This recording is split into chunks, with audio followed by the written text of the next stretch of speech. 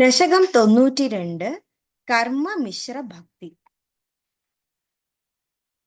വേദൈ സർവാണി കർമാണ്യഫലപരതയാ വർണ്ണിതാനീതി ബുദ്ധ്വാ താനി ത്വയ്യർപ്പിതാന്യേവ he സമനുചരൻ യാനി നൈഷ്കർമ്മ്യമീശ. മാ ഭൂദ്വേദൈർനിഷിദ്ധേ കുകചിദപി മന കർമ്മ വാചാ പ്രവൃത്തിഃ.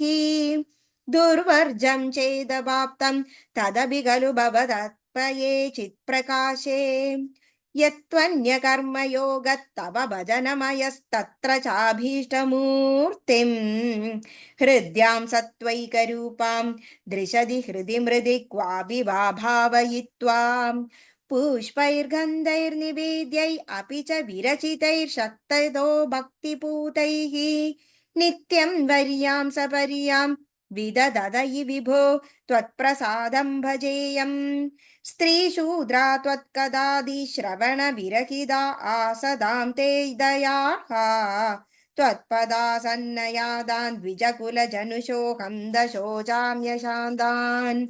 വൃത്യർത്ഥം തേ യജന്തോ ബഹുകഥിതമഭി ത്വാമനാകർണയന്തോ. ദൃപ്താ വിദ്യാഭിജാത്യൈ കിമു ന വിദദദേ താദൃശം മാ കൃധാമാം. പാപോയം കൃഷ്ണരമേത്യമിലമതിദിജം ഗൂഹിതും ദുശ്ചരിത്രം. നിർലജ്ജസ്യാസ്യ വാച ബഹുതര ഖദനീയാനി മേ വിഘ്നിതാനി. ഭ്രാതാ മേ വന്ദ്യശീലോ ഭജതി കില സദാ വിഷ്ണുമിദ്ധം ബുധാംസ്തേ. നിന്ദത്യുന്തൈർച ഹന്തി ത്വയി നിഹിതമദീൻ താദൃശം മാ കൃതാമാം. സ്വേദച്ഛായം കൃതേ ത്വാം മുനിവരവപുഷം പ്രീണയന്തേ തപോഭിഃ. ത്രേതായാം സ്ക്രൂകൃവാദിംഗിതം അരുണതനും യജ്ഞരൂപം യജന്തേ. സേവന്തേ തന്ത്രമാർഗൈ വിലസദരിഗതം ദ്വാപരേ ശ്യാമലാംഗം. നീലം സംകീർത്തനാദ്യൈ ഇഹ കലിസമയേ മാനുഷാ സ്വാം ഭജന്തേ. സോയം കാലേയ കാലോ ജയതി മുരരിപോ യത്ര സങ്കീർത്തനാദ്യൈഃ. നിർയത്നൈരേവ മാർഗൈ അഖിലധനചിരാ ത്വത്പ്രസാദം ഭജന്തേ. ജാതാസ്ത്രേതാ കൃതാദൗ അപി ഹി കില കലൗ സംഭവം കാമയന്തേ. ദൈവാ തത്രൈവ ജാതാൻ വിഷയ വിശരസൈ മാ വിഭോ വഞ്ചയാസ്മാൻ.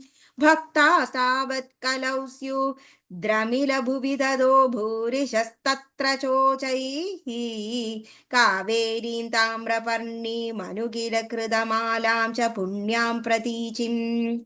ആമാമപ്യേതദന്തർഭവമപി ച വിഭോ കിഞ്ചിദഞ്ജദ്രസം. त्वय्याशाभाषैर्निबध्य भ्रमयन भगवन् पूरयत्वन्निषेवाम्. दृष्ट्वा धर्मद्रुहं तं कलिमपकरुणं प्राग्महीषित् परीक्षेत्. हन्तुं व्याकृष्टखड्गोऽपि न विहिहतवान् सारवेदी गुणांशात्. त्वत्सेवाद्याशु सिद्ध्येत् असदिह न तदा त्वत्परे चैष भीरुः. यत्तु प्रागेव रोगादिभिरपहरते तत्र हा शिक्षयैनम्. गङ्गा गीता च गायत्रपि च तुलसी गोपिका चन्दनं तत्. सालग्रामाभिपूजा परपुरुष तदैकादशी नाम वर्णाः. एतान्यष्टाप्ययज्ञान्ययि कलिसमये त्वत्प्रसादप्रवृद्ध्याम्. क्षिप्रं मुक्तिप्रदानीत्यभिदधुशिशय तेषु मां सज्जयेद्धाकाम्. देवर्षीणां पितॄणाम् अपि न पुनर्णी किङ्करो वासभूमन्. योऽसौ सर्वात्मना त्वां शरणमुपगतः सर्वकृत्यानि हि त्वाम्.